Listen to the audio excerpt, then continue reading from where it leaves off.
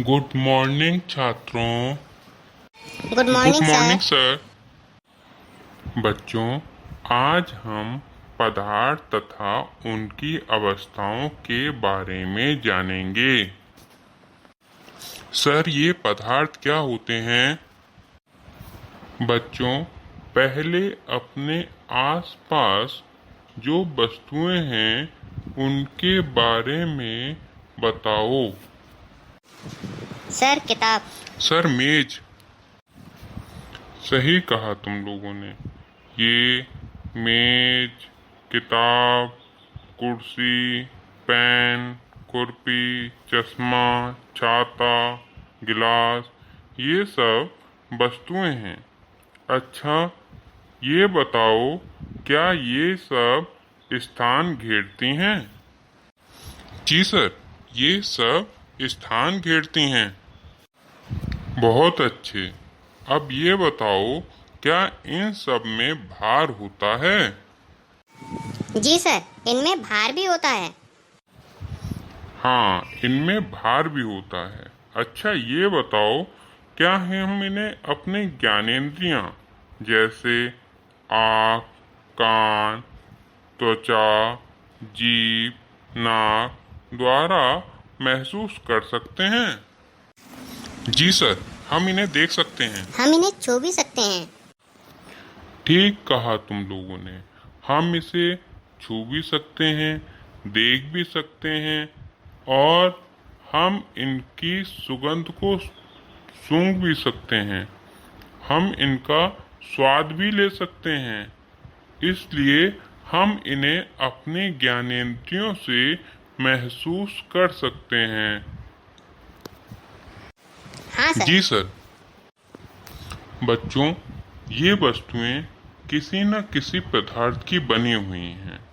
इससे हमें यह पता चलता है कि पदार्थ स्थान घेरता है तथा उसमें भार होता है और हम इन्हें अपने ज्ञानेंद्रियों से महसूस कर सकते हैं। अच्छा बच्चों, बताओ, ये छाता किन किन चीजों से मिलकर बना है? सर सर, कपड़े से। लोहे से। सही कहा। लोहा, कपड़ा, प्लास्टिक इस छाते में लगे हैं। ये सब पदार्थ हैं जिनसे यह छाता बना है। हाँ जी सर, सर, समझ समझ में में आ आ गया। गया। अच्छा बच्चों, ये बताओ, क्या पानी भी जगह घेरता है? हाँ सर, पानी भी जगह घेरता है।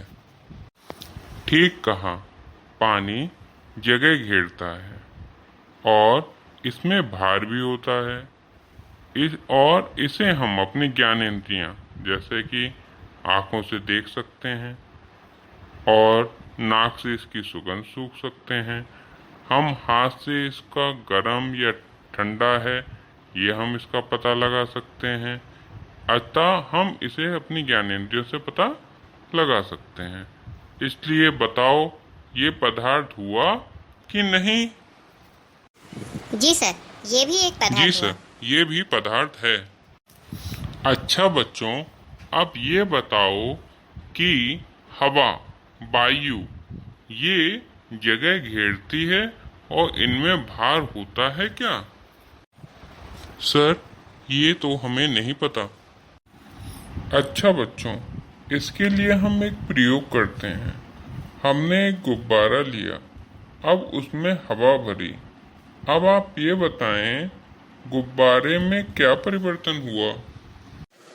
सर गुब्बारा पहले से बड़ा हो गया है। ठीक कहा। इसका मतलब ये हुआ कि वायु जगह घेरती है। जी सर। हाँ सर, वायु जगह घेरती है। अब बच्चों देखो, हमने एक और गुब्बारा लिया जिसमें हमने हवा नहीं भरी है। एक डंडे के सिरे पे जिसमें हवा भरी है वो गुब्बारा बांधा और जिसमें हवा नहीं भरी है वो दूसरे सिरे पे बांधा। अब जब डंडे को उठाएंगे तो आप क्या देखते हैं? सर, जिसमें हवा भरी है वो गुब्बारा भारी है, उस तरफ की लकड़ी नीचे की ओर झुक गई है। ठीक कहा। इसका मतलब ये हुआ कि वायु में भार भी होता है, इसलिए वायु भी एक पदार्थ है। जी सर, वायु भी पदार्थ हुई। तो बच्चों, आपने पदार्थ के बारे में क्या क्या सीखा? सर, हमने सीखा कि पदार्थ में भार होता है तथा वो स्थान घेरते हैं। तथा हम उन्हें ज्ञानेंद्रियों से महसूस भी कर सकते हैं। ठीक कहा बच्चों।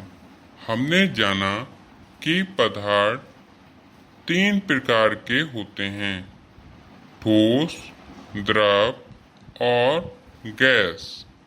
ठोस वो जिनका आकार तथा आयतन निश्चित होता है, लेकिन द्रव का आयतन निश्चित होता है परंतु आकार निश्चित नहीं होता।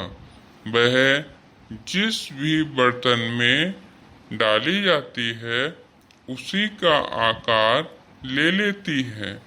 और गैस जिसका ना तो कोई आकार होता है ना ही आयतन होता है।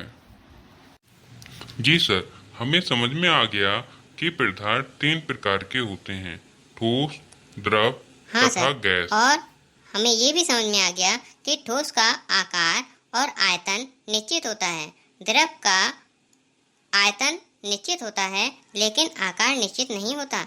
वह जिस वस्तु में डाला जाता है उसी का आकार ले लेता है, तथा गैस का ना तो आयतन निश्चित होता है ना ही आकार।